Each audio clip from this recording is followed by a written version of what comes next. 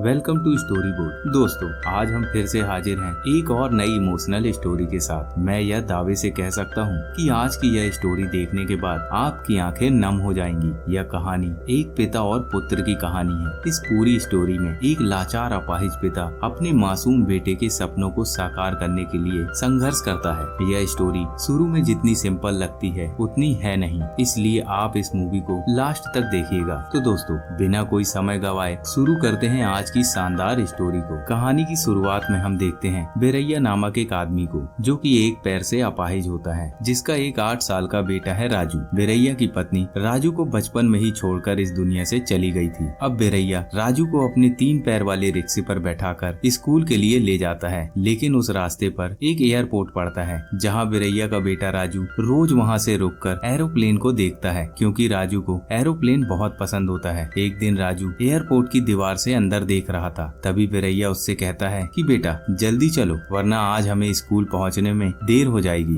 तभी राजू कहता है कि बाबा बस 2 मिनट रुक जाइए, वो लास्ट में बड़ा वाला प्लेन आने वाला है ना, उसे हम टाटा बाय बाय करके निकल चलेंगे। तभी वहाँ से एक बड़ा सा प्लेन राजू के ऊपर से निकलता है, जिसे देखकर राजू के रोंगटे खड़े हो जाते हैं और राजू उस प्लेन को टाटा बाय बाय करने लगता है। तभी राजू अपने बाबा के पास आकर कहता है कि बाबा आप मुझे कब प्लेन में बैठाओगे। जिस पर बिरैया राजू को बोलता है तुम पढ़ लिख कर बड़े हो जाओ, उसके बाद तुम खुद मुझे भी अपने साथ प्लेन की सवारी करवाना। जिस पे राजू कहता है कि बाबा आप मेरे साथ हमेशा चलेंगे ना। जिस पर बिरैया कहता है कि हाँ बेटा, तुम प्लेन से जहाँ जहाँ जाओगे मैं तुम्हारे साथ ही चलूंगा। इसके बाद दोनों स्कूल की तरफ निकल जाते हैं। रास्ते में ही बिरैया राजू को चॉकलेट खरीदने के लिए कुछ पैसे देता है, जिस पर राजू चॉकलेट खरीदने की बजाय एक एरोप्लेन का खिलौना खरीद लेता है। जिस पर बिरैया कहता है कि तुम्हारे घर पर इतने सारे एरोप्लेन पहले से ही हैं, तो फिर ये क्यों ले रहे हो। तब राजू कहता है कि बाबा जैसे एयरपोर्ट में ढेर सारे एरोप्लेन होते हैं, वैसे ही अपना घर भी एक एयरपोर्ट है, इसलिए वहाँ भी तो ढेर सारे एरोप्लेन होना चाहिए। अब बिरैया राजू को स्कूल छोड़कर अपने काम पर चला जाता है। दोस्तों, बिरैया एक पब्लिक टॉयलेट में काम करता है और इससे ही होने वाली इनकम से वह अपने घर का खर्च चलाता है। अब यहाँ हम देखते हैं कि बिरैया का दिल बहुत साफ होता है। जिन लोगों के पास पैसे नहीं होते वह उन्हें भी टॉयलेट यूज करने दे देता है, क्योंकि वह बहुत ही दयालु प्रवृत्ति का इंसान होता है। अब आगे हम देखते हैं बिरैया के 2 दोस्तों को, जो कि उसी की बस्ती में रहते हैं। उसका एक दोस्त है डैनियल, जो कि ऑटो चलाता है, और दूसरा दोस्त है कोटी, जो कि मोची का काम करता है। यहाँ हम देखते हैं कि कोटी सुमति नाम की एक औरत को मन ही मन प्यार करता है, लेकिन वह चाह कर भी उससे कुछ बोल नहीं पाता। दरअसल दोस्तों, सुमति एक प्रोस्टिट्यूट होती है और कोटी यह चाहता है कि वह अपना यह काम छोड़कर उससे शादी कर ले। एक दिन कोटी छुपकर सुमति को देख रहा होता है, तभी सुमति उसे ऐसा करते हुए देख लेती है। वह उससे कहती है कि तुम मुझे छुप छुप कर देखते रहते हो, आखिर बात क्या है। जिस पर कोटी उससे कहता है कि मैं तुम्हें चाहता हूँ। सुमति कहती है तो इसमें क्या है, 1000 रुपए हैं तेरे पास तो अंदर आ जाओ। अब कोटी उसकी बात सुनकर थोड़ा अजीब सा फील करने लगता है, क्योंकि वो सुमति को दिल से चाहता है। अब वह थोड़ा सोचकर सुमति से कहता है कि मेरे पास 200 रुपए हैं, क्या तुम मुझे अपने 2 मिनट दे सकती हो। कोटी की यह बात सुनते ही सुमति उस पर भड़क पड़ती है और उसे वहाँ से भगा देती है। अब कोटी यह बात डैनियल और बिरैया को बताता है, जिस पर डैनियल उससे कहता है कि भला प्रोस्टिट्यूट से कोई कैसे प्यार कर सकता है, उसका भला क्या भरोसा। जिस पर बिरैया वहाँ कहता है कि कैसी बात कर रहे हो तुम, भला कोई जानबूझकर ऐसा काम नहीं करता, हो सकता है वह उसकी कोई मजबूरी हो, और कम से कम वह चोरी या किसी से भीख तो नहीं मांग रही। वह कहता है कि कोटी तू फिक्र मत कर, अगर तेरा प्यार सच्चा है तो वह तुझे एक न एक दिन जरूर मिल जाएगा। अब बिरैया राजू को स्कूल लेने के लिए चला जाता है और वह वहीं रास्ते में एक मंदिर के सामने हाथ जोड़कर प्रार्थना करने लगता है। बिरैया का प्रार्थना करना उसकी दिनचर्या में शामिल होता है। जिस पर राजू कहता है कि बाबा आप रोज हर मंदिर में भगवान से प्रार्थना क्यों करते हो। जिस पर बिरैया कहता है कि बेटा हमारे पास जो कुछ भी है वह सब भगवान की ही देन है, वह हमें सब कुछ देते हैं। तब राजू कहता है कि नहीं बाबा, सब कुछ देने वाले को भगवान नहीं बाबा कहते हैं। राजू की यह मासूम सी बातों को सुनकर बिरैया भावुक हो जाता है और उसे अपने गले से लगा लेता है। फिर अगले ही दिन राजू स्कूल जाता है, जहाँ उसकी मैडम क्लास में सभी बच्चों से यह पूछती हैं कि आप लोग बड़ा होकर क्या बनना चाहोगे। जिस पे राजू अपना हाथ उठाकर कहता है कि मैडम मैं तो एरोप्लेन का ड्राइवर बनूंगा। जिस पर मैडम कहती हैं कि एरोप्लेन चलाने वाले को ड्राइवर नहीं पायलट कहते हैं। यह सुनकर राजू सोच लेता है कि वह अब पायलट ही बनेगा। अब राजू की क्लास में ही डैनियल का बेटा जेम्स भी पढ़ता है, जो कि दोनों अपने पिता की तरह ही दोस्त होते हैं। राजू जेम्स से पूछता है कि आखिर प्लेन को उड़ाने वाले को पायलट ही क्यों कहते हैं, जिस पर जेम्स उससे कहता है कि वह एरोप्लेन को ऊपर ले जाकर उसकी लाइट को ऑन करते हैं, इसलिए उन्हें पायलट कहते हैं। फिर राजू कहता है कि उसमें बैठे लोग टॉयलेट करने कहाँ जाते होंगे, जिस पर जेम्स राजू को एक फनी सा जवाब देता है। वह कहता है कि राजू, जैसे हमें बस में टॉयलेट लगती है तो बस का ड्राइवर बस को रोक देता है और हम लोग बाहर जाकर टॉयलेट कर लेते हैं, लेकिन प्लेन को तो वैसे रोका नहीं जा सकता,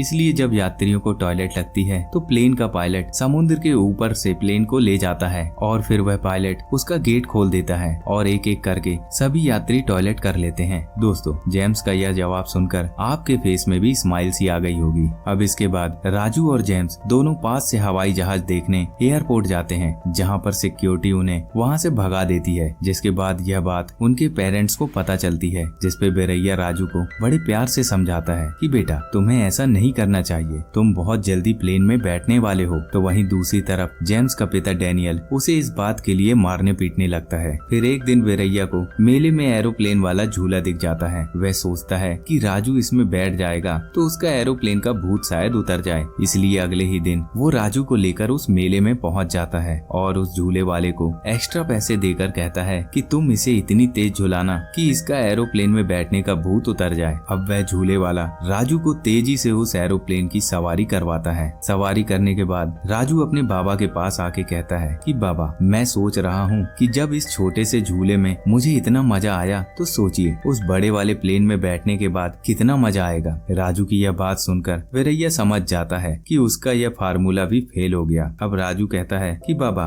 मुझे असली प्लेन में बैठना है, जिस पर बिरैया उससे कहता है कि फिक्र मत करो बेटा, हम जल्द ही उस बड़े प्लेन की सवारी करेंगे, तुम बस पढ़ाई पर अपना ध्यान लगाओ और अच्छे से पढ़ाई करो। अब कुछ दिन बाद राजू का प्रिंसिपल बिरैया को स्कूल में बुलाता है, जिसपे वह घबराते हुए स्कूल पहुंचता है, जहां प्रिंसिपल बिरैया को एक खुशखबरी सुनाता है। वह कहता है कि तुम्हारा बेटा राजू बहुत ही होशियार है, उसने सैनिक स्कूल का इंट्रेंस एग्जाम पास कर लिया है और ये स्कूल उसे 100% स्कॉलरशिप देने जा रहा है ताकि राजू की पढ़ाई में कोई दिक्कत न आ सके। प्रिंसिपल की यह बात सुनकर बिरैया की खुशी का तो कोई ठिकाना ही नहीं रहता। वह तुरंत वहाँ से सीधे मिठाई लेने के लिए निकल जाता है। वह वापस स्कूल में पहुंचकर मिठाई बांटने के लिए आगे बढ़ता है। तभी उसका बेटा राजू भी उसकी तरफ दौड़ते हुए आने लगता है, लेकिन राजू को वहाँ पर चक्कर आ जाता है और वह जमीन पर गिर जाता है, जिसके बाद राजू को अस्पताल ले जाया जाता है। उसके बाद बिरैया राजू को अस्पताल से लेकर घर आता है, जहाँ डैनियल उन्हें देख कहता है कि मुझे जेम्स ने बताया था कि राजू स्कूल में गिर गया था, मुझे अस्पताल की जानकारी नहीं थी, इसलिए मैं उसे देखने नहीं आ पाया। अभी राजू कैसा है? जिस पर बिरैया उससे कहता है कि राजू अभी ठीक है, उसे थोड़ा कमजोरी आ गई है, डॉक्टर ने दवाइयाँ दी हैं जिससे वह जल्द ही ठीक हो जाएगा। अब उस रात बिरैया को नींद नहीं आती,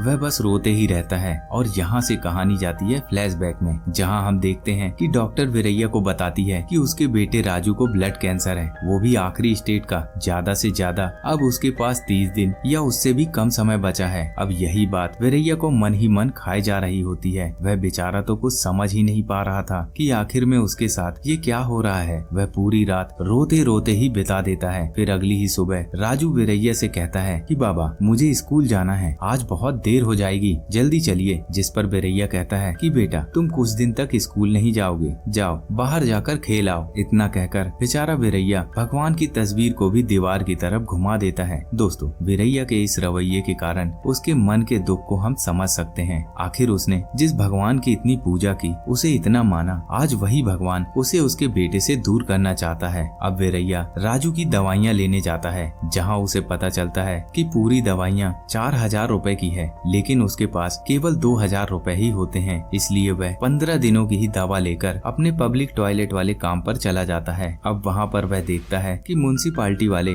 उसके टॉयलेट को ही तोड़ रहे होते हैं, जिस पर वहाँ के सभी व्यक्ति म्युनिसिपालिटी वालों को समझाते हैं कि यह पब्लिक टॉयलेट मत तोड़ो। बिरैया की इनकम का एकमात्र यही साधन है। जिस पर इंजीनियर कहता है कि मैं कुछ नहीं कर सकता, रोड को चौड़ी करने का आदेश है, इसलिए इस टॉयलेट को तो तोड़ना ही पड़ेगा। इस प्रकार बिरैया के सामने ही उस पब्लिक टॉयलेट को तोड़ दिया जाता है। अब बिना कुछ कहे बिरैया वहाँ से घर चला जाता है, जहाँ उसे राजू कहीं नहीं दिखता। अब वह उसे बहुत ढूंढता है, आस पड़ोस में भी उसे तलाश करता है, लेकिन राजू नहीं मिलता। फिर अचानक उसे कुछ याद आता है और वह तुरंत अपना रिक्शा लेकर एयरपोर्ट की उस दीवार के पास पहुँच जाता है, जहाँ वह देखता है कि राजू बेहोशी की हालत में है और फिर वह जैसे तैसे उसके पास पास पहुंचता है और उसे जगाने की बहुत कोशिश करता है, लेकिन राजू होश में नहीं आता। तभी वहाँ से अचानक एक प्लेन निकलता है, जिसकी आवाज सुनकर राजू खड़ा हो जाता है और उसे टाटा बाय बाय करने लगता है, जिसे देख वीरैया भी समझ जाता है। जो वीरैया राजू का मन रखने के लिए उसे एरोप्लेन में बैठाने का वादा हर बार किया करता था, वह यह सब देखकर अब समझ जाता है कि राजू एरोप्लेन में सफर करने के लिए कितना दीवाना है। इसलिए वह उसकी यह आखिरी इच्छा पूरी करने की ठान लेता है। उसके बाद अगले ही दिन वो एक टिकट एजेंट के पास जाकर पास की ही जगह का किराया पूछता है, जिस पर वह एजेंट उसे टिकट के लिए 10,000 रुपए बताती है। वीरैया 10,000 रुपए का नाम सुनकर सोच में पड़ जाता है, मानो उसके पैरों तले धरती ही खिसक गई हो। जिसके बाद वह सोचते सोचते अपने दोस्त डैनियल और कोटी के पास जाता है। वीरैया उनसे कहता है कि मुझे 10,000 रुपए की अर्जेंट जरूरत है, जिस पर डैनियल कहता है कि इतने पैसे हमारे पास कहाँ हैं। जिस पर वीरैया कहता है कि प्लीज दोस्तों मेरी मदद करो, मैं बहुत मुसीबत में हूँ।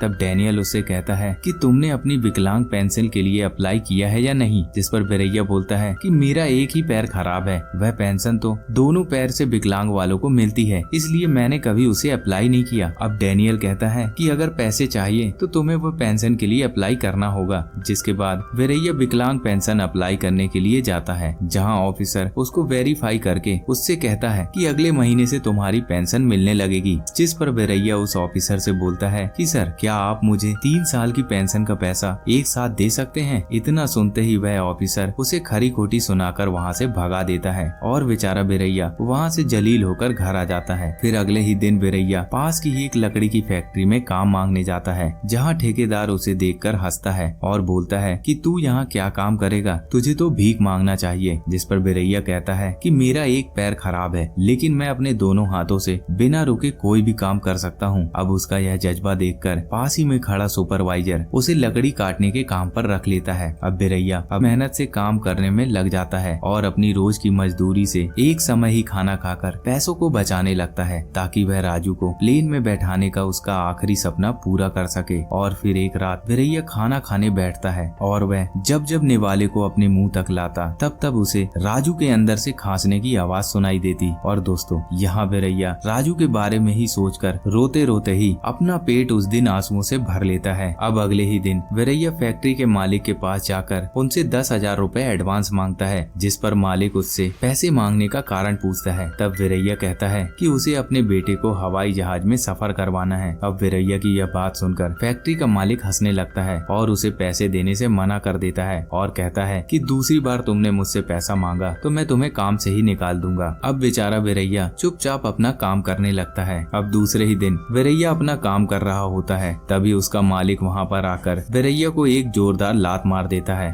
और उससे कहता है कि कल तूने मुझसे 10,000 रुपए मांगे थे और आज सीधा तूने मेरे गले से 50,000 रुपए की चोरी ही कर ली। जिस पर वीरैया उससे कहता है कि मैंने कोई चोरी नहीं, लेकिन फैक्ट्री का मालिक उसकी एक नहीं सुनता और वह सीधा वहाँ पर एक पुलिस वाले को बुलवा लेता है। वह पुलिस वाला अच्छा आदमी नहीं होता। वह फैक्ट्री के मालिक से कहता है कि तुम मुझे 10,000 रुपए दो, मैं तुम्हें कल तक इससे 50,000 रुपए निकलवा कर तुम्हें देता हूँ। जिस पर फैक्ट्री का मालिक उसे रुपए दे देता है। जिसके बाद वह पुलिस वाला वीरैया को थाने में बड़ी बेरहमी से मारता पीटता और उसे उस चोरी को कबूल करने को कहता, लेकिन बेचारा वीरैया उसकी हर मार पर बस यही कहता, मैंने चोरी नहीं की साहब, मेरा बेटा घर पर अकेला है, वह बीमार है, मुझे जाने दो। लेकिन वह पुलिस वाला उसकी एक बात भी नहीं सुनता और उसे मार मार कर वहीं पर बेहोश कर देता है। उधर राजू भी अपने बाबा का इंतजार करता रहता है। तभी डैनियल की वाइफ उसे देखकर अपने घर खाना खिलाने को ले जाती है। डैनियल और कोटी उस रात यह सोचते हैं कि वीरैया पैसों के इंतजाम करने में हो सकता कहीं बाहर गया हो या फैक्ट्री में ही ओवर टाइम कर रहा हो, इसलिए वह उसके बारे में पता नहीं करते। फिर अगले ही दिन फैक्ट्री का मालिक थाने आकर उस पुलिस वाले से कहता है कि वीरैया को छोड़ दो, उसने चोरी नहीं की, वह 50,000 उसके बेटे ने ही निकाले थे। उसकी बात सुनकर वह पुलिस वाला उससे कहता है कि इसे ऐसे नहीं छोड़ सकते, इसे छोड़ने के अब 5,000 रुपए और लगेंगे। जिस पे वह फैक्ट्री का मालिक पैसे देने से मना कर देता है। तब वह पुलिस वाला उससे कहता है कि ठीक है, मैं अब तुम्हारे खिलाफ ही केस बनाऊंगा कि तुमने एक मासूम अपाहिज को चोरी का इल्जाम लगाकर उसे मारा पीटा। अब पुलिस वाले की यह धमकी सुनकर फैक्ट्री का मालिक डर जाता है और उसे रुपए दे देता है। फिर पुलिस वाला वीरैया को छोड़ देता है और उसकी जेब में कुछ रुपए रखकर कहता है कि यह रुपए रात भर मार खाने के लिए है। जिस पर वीरैया उन रुपयों को वहीं फेंक कर घर चला जाता है। घर पहुंचकर डैनियल और कोटी उससे पूछते हैं कि रात भर तुम कहाँ थे और तुम्हें इतने सारे पैसे आखिर क्यों चाहिए। तभी बिरैया उन्हें सारी बात बता देता है। वह बोलता है कि मैं तो बस अपने बेटे के लिए ही जी रहा हूँ।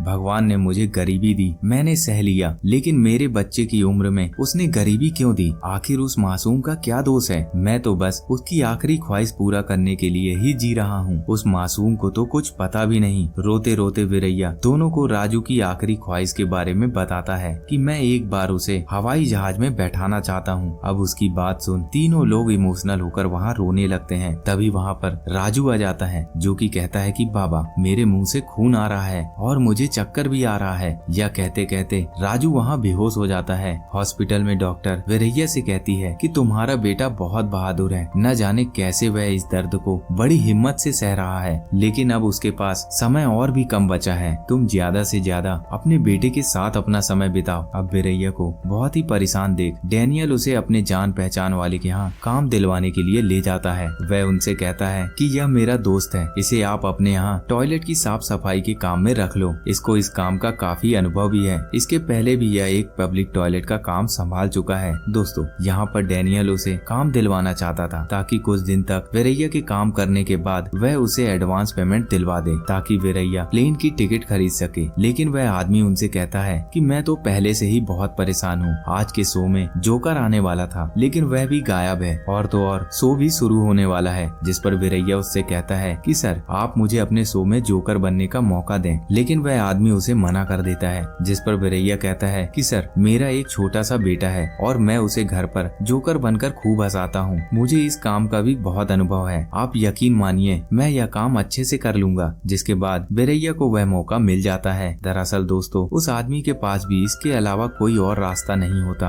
अब बिरैया वहाँ अपने एक पैर से जोकर बनकर सबको खूब हंसाता है और वहाँ पर शो में तालियों की गूंज को सुनकर वह आदमी भी बहुत खुश हो जाता है। जिस पर वह बिरैया को उस काम के लिए उसे अच्छी खासी रकम भी दे देता है और उससे कहता है कि आज से तुम ही मेरे सभी शो में जोकर का काम करोगे। तुमने बहुत अच्छा काम किया है और साथ ही आज तुमने मेरी इज्जत भी बचा ली। अब तीनों लोग राजू को लेकर ऑटो से घर जा रहे होते हैं। तभी रास्ते में नशे की हालत में ड्राइव कर रहे लड़कों की कार आकर उनके ऑटो से टकरा जाती है, जिसमें से वे लड़के बाहर आकर तीनों से मारपीट करने लगते हैं। जिसे देख बिरैया घबरा जाता है, क्योंकि वह नहीं चाहता था कि यह सब देखकर उसके बेटे राजू की तबीयत और खराब हो जाए। इसलिए वह उन लोगों से हाथ जोड़कर पैर पकड़कर माफी मांगता है कि सर, हमारी ही गलती थी, हमें माफ कर दो। जिसके बाद एक लड़का बिरैया की ऊपर की जेब में रखे पैसे निकाल कर रख लेता है और वह लड़का कहता है कि इन रुपयों से मैं अपनी कार की मरम्मत करवा लूंगा। अब बिरैया उनके सामने बहुत गिड़गिड़ाता है, लेकिन उन्हें इससे कोई फर्क नहीं पड़ता।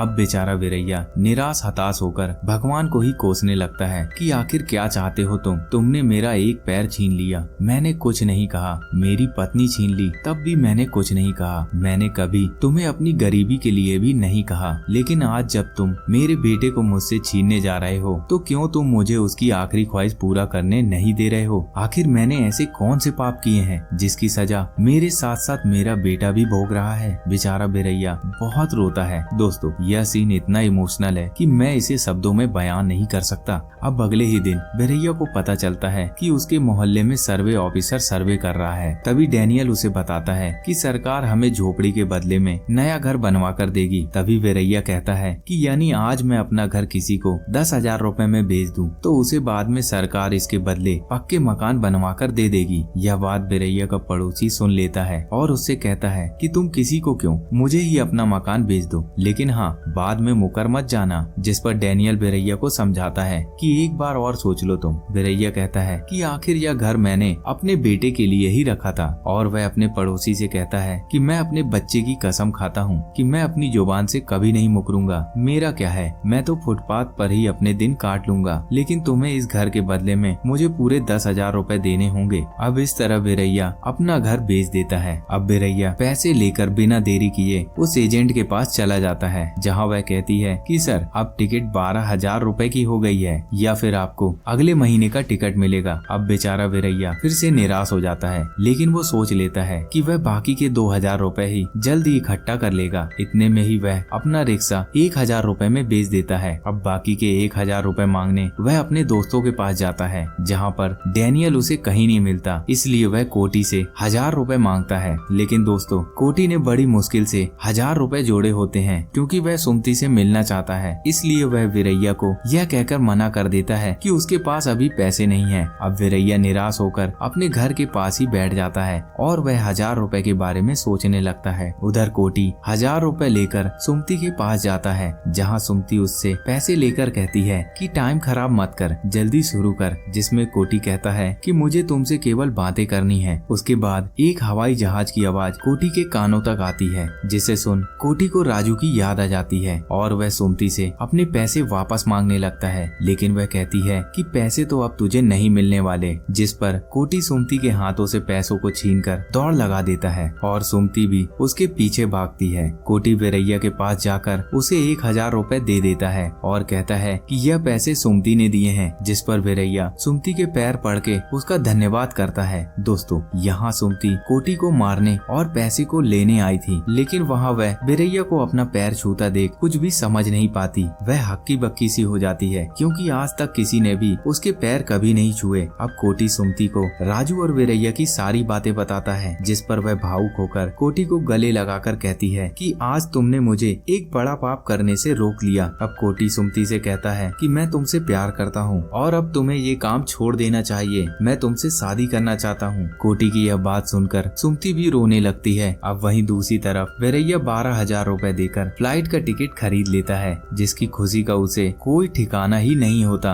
अब डैनियल और कोटी दोनों बाप बेटों को एयरपोर्ट ड्रॉप करने जाते हैं। एयरपोर्ट पहुंचकर वीरैया को कुछ भी समझ में नहीं आता कि अब उसे कैसे चेकिंग करना है और उसे कहाँ जाना है। तभी वहाँ उसे श्वेता नाम की एक एयर हॉस्टेज मिलती है, जो कि उनकी मदद करती है और वह भी उस फ्लाइट में ही जा रही होती है। अब बातों ही बातों में वीरैया उसे राजू और अपने बारे में बता देता है कि आखिर क्यों वो फ्लाइट में सफर कर रहा है। उसकी बात सुनकर श्वेता भी भावुक हो जाती है और अब दोनों लोग फ्लाइट के पास पहुंचते हैं, जहां राजू फ्लाइट को देखकर उसके टायर को हक करने लगता है, उसे गले से लगा लेता है। वह इतना ज्यादा खुश होता है जैसे उसे किसी ने जिंदगी भर की खुशी दे दी हो। दोस्तों, मूवी का यह सीन सबसे भावुक होता है। थोड़ी देर बाद वीरैया राजू को फ्लाइट में बैठा देख बहुत खुश होता है। अब वीरैया राजू को थोड़ी देर बाद फ्लाइट से बाहर देखने को कहता है, लेकिन बेचारा राजू अब इस दुनिया से जा चुका था। वीरैया उसे चुपचाप देखते ही रहता है। वह समझ जाता है कि अब उसका बेटा उसके बीच नहीं रहा। तभी वहाँ पर श्वेता आती है, जिसे वीरैया सब कुछ बता देता है। जिस पर श्वेता कहती है कि सर, हमें फ्लाइट को टेक ऑफ करने से रोकना होगा क्योंकि यही इसके नियम हैं। जिस पर वीरैया श्वेता के सामने हाथ जोड़कर कहता है कि मैडम, मैंने अपने बेटे की इस आखिरी ख्वाहिश को पूरा करने के लिए बहुत कुछ किया है। आप प्लीज मुझे उसकी ये आखिरी ख्वाहिश पूरा करवाने दीजिए। अब श्वेता भी